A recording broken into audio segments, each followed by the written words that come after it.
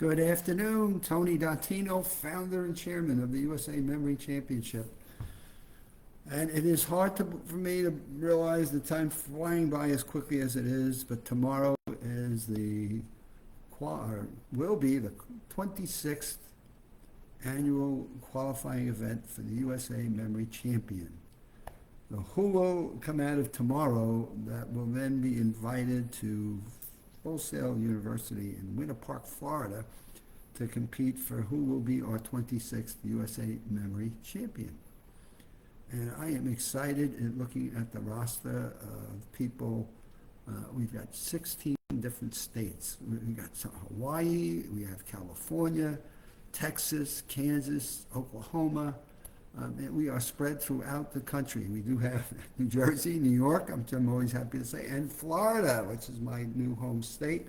So we've got a diversity of people coming in from all over the United States, and that is exciting because what we have been working on for 26 years is to get people across the country to realize that anyone, anywhere, can learn to improve their memory and demonstrate those skills and get yourself a benchmark of how your memory compares to mental athletes that are other parts of the country. So to see that we've got representatives from 16 different states participating tomorrow, to me, is extremely exciting. It's something we couldn't do when we were hosting qualifying rounds in a central location and expecting people to travel all over and come to New York City, for example, which has gotten a little bit ridiculous in terms of hotel rates and then what it costs people to fly and get there and compete and then possibly not qualify. And so what we now do is we have our friends Simon Orton from Memory League, who gets up at some god hour. He's in winter season for starters, and he's in Australia.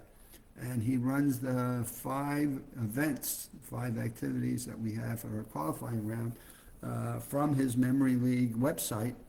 And so there's a lot of work that gets in prep here. First, we got to get a roster, register people, check everything out through that, set on what the activities are, get that roster over to Simon, set up then the score sheet, which can change positions based on if anyone drops out tomorrow or even today.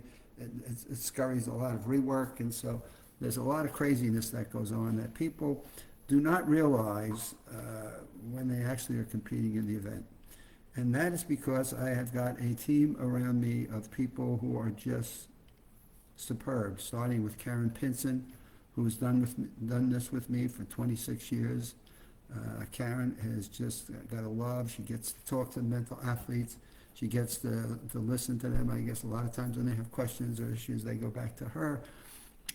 And she is just compassionate and has a love for this event in 26 years that is just, you can't replace it.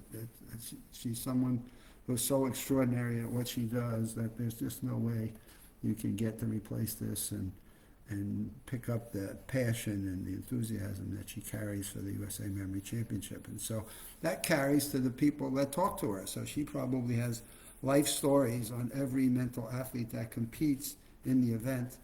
And they're we call them human interest stories. The people that never thought that they could have a good memory, that have taken the time to learn what those skills are, practice those skills, and then have the nerve and have the courage and have the fortitude to say, and I'm going to put my brain on display.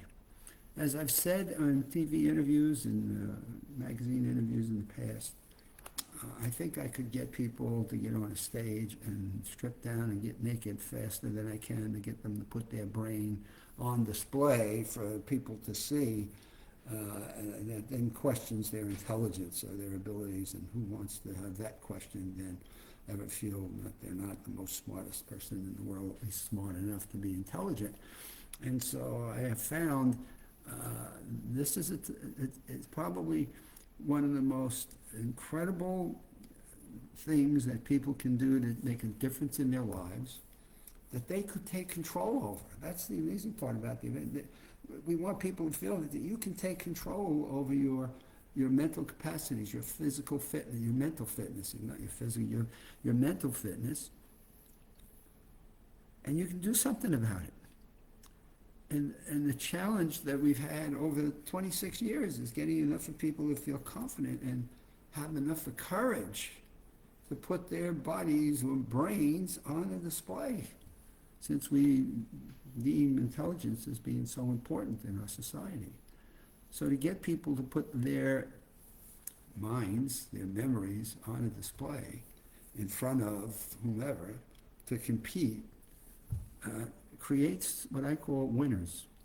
Just in the people that have registered for the qualifying event, there's already a win that each of them will have in their life, and giving them a feedback on how well they benchmark against other like-minded people, but more importantly, give them a baseline of skills that if they decided to continue to practice, will in fact get better as they get older, as long as they continue to practice. And I'm not telling you that they got to practice, 7 days a week, 6 hours a day. I always remember Josh Four, who wrote the book Moonwalking with Einstein, coming back and being interviewed and saying, I practiced maybe 30 minutes 3 times a week, and he came to the championship and he won. I think the standards have gotten a lot higher. I don't know that Josh would make the qualifying events anymore based on the standards and what people have been able to demonstrate, that we've gotten so much better in terms of our mental capacities and the passion that people have demonstrated in the putting into the memory championship. But I think it's done what we've wanted it to do, to show people you can set a high bar and people can raise the bar and people can raise the bar. And we've seen that over the 26 years, that from where we started, the bar has significantly been raised, and people have demonstrated what they're able to do in a very positive way by learning what some skills and memory systems and skills are, by practicing those skills, and then being courageous and brave enough to be in a competition that demonstrates where they stand against like-minded people. And I think that's exciting. I think it's awesome. And I look forward to this. And the years just go by, man. It's like hard for me to step back and think that 26 years, I gotta have my head checked. Like, I've been doing this for 26 years, and we still are looking for the right sponsors. We're still looking for a bigger selection of people that are courageous enough to say, you know what, I'm willing to put my mind on display. I'm willing to put some effort into learning how to improve my memory because it's important to me. And there are billions of dollars being spent on memory pills and, God, let me take a memory app, or let me do something that can help improve my memory. And there's billions of dollars being spent on it. And I think of the effort that we go through, Karen goes through, Simon Orton and the Memory League folks have to go through, the colleagues that I've had, Michael Dattino with his online memory mastery course. It's just the amount of effort and time I've put into this for 26 years.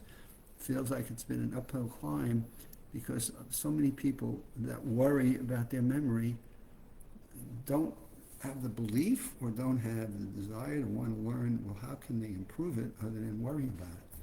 So it's an interesting dichotomy that we've got ourselves in. But, here we go, 26th event tomorrow.